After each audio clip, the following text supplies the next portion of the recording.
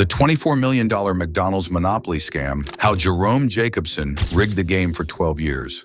What if I told you that for years the McDonald's Monopoly game was nothing but a massive fraud? For over a decade, McDonald's customers were playing a game that was rigged from the very beginning. Intrigued yet? Well, buckle up because we're about to uncover how one man, Jerome Jacobson, turned a beloved marketing campaign into a $24 million scam, all while laughing all the way to the bank. How did it all begin? McDonald's Monopoly began in 1987, and it quickly became a household name. The concept was simple. McDonald's would put Monopoly game pieces on their packaging, and customers would collect them to win prizes, ranging from free food to luxury cars and even $1 million jackpot. Sounds like a dream come true, right? But what if I told you the game was never really about winning, and it was all part of a bigger scheme? Jerome Jacobson, a man who initially seemed like a good guy, was behind this entire fraud. He was working as the head of security for Simon Marketing, the company McDonald's hired to manage their promotional campaigns. His job was to ensure the game was fair and secure, but instead he found a way to steal millions.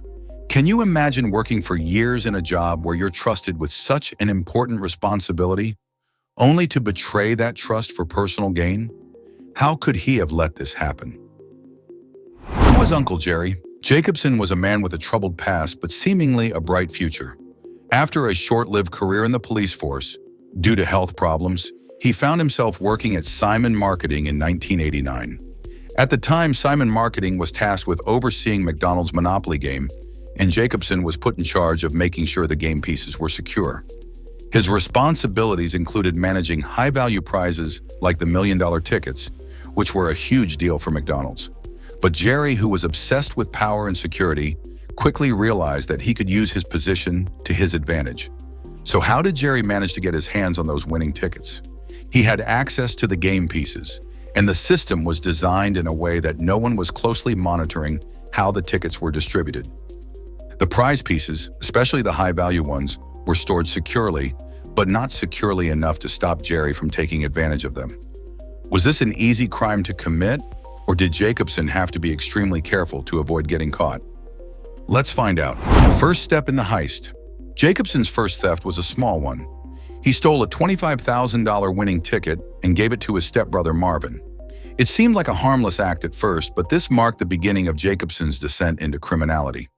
He didn't stop at just giving away tickets to family members. Soon he started selling them to strangers. Can you believe he started giving away tickets for as low as $2,000, while they were worth up to $100,000?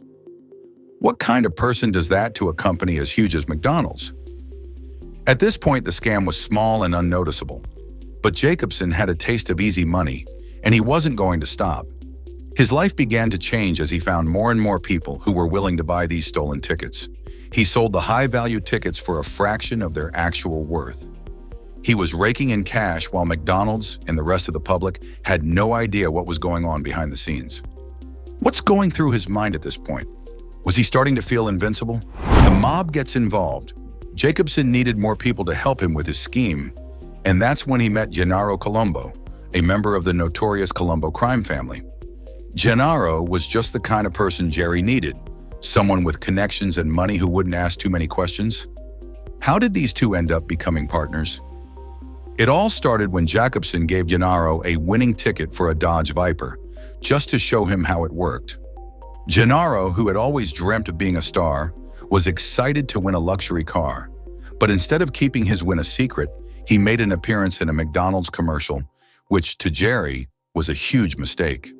This was a turning point. Jacobson realized he needed to keep his winners under the radar, so he started recruiting a network of middlemen, people who weren't directly connected to him, but were willing to buy tickets from him and then distribute them. Can you imagine the network of criminals all involved in a multi-million-dollar scam? It's hard to fathom how big this operation had become. Was anyone suspecting what was happening? As the years went on, Jerry's operation grew, and he began to make more money than he had ever imagined. But what about the winners? How did they feel when they found out they'd been part of a fraud? Some of them were thrilled to win, but others, like the butcher who first claimed a $10,000 prize, began to realize that things weren't right. But what could they do? Most of them were part of the scam, and they had no way of knowing that they were just pawns in Jacobson's game.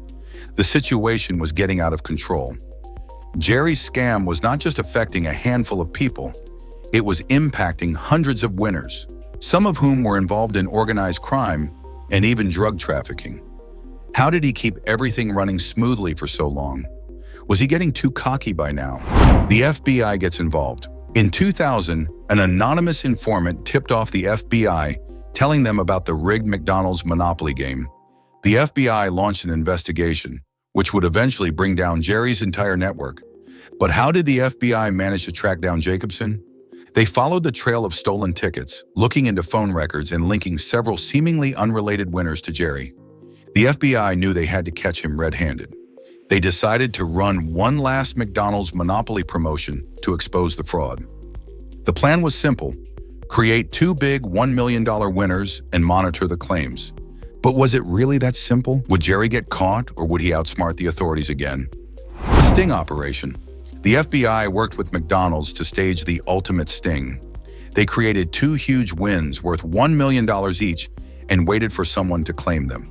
They tapped into phone calls and monitored all the key players involved. Soon enough, one of Jerry's recruits tried to claim a winning ticket, and that's when the FBI sprang into action. Can you imagine being caught in the act of claiming a fake prize? That's exactly what happened, and soon after, the investigation blew wide open. As the agents gathered evidence, they found more and more fake winners and uncovered the extent of the scam. Jacobson had been stealing tickets for over a decade, and now the FBI had everything they needed to bring him down. What was going through Jacobson's mind as he realized his entire operation was about to crumble? The aftermath. In the end, over 50 people were indicted, and Jacobson faced charges for stealing over 60 game pieces worth more than $24 million. The scandal shook McDonald's to its core, and Simon Marketing lost its contract with the company.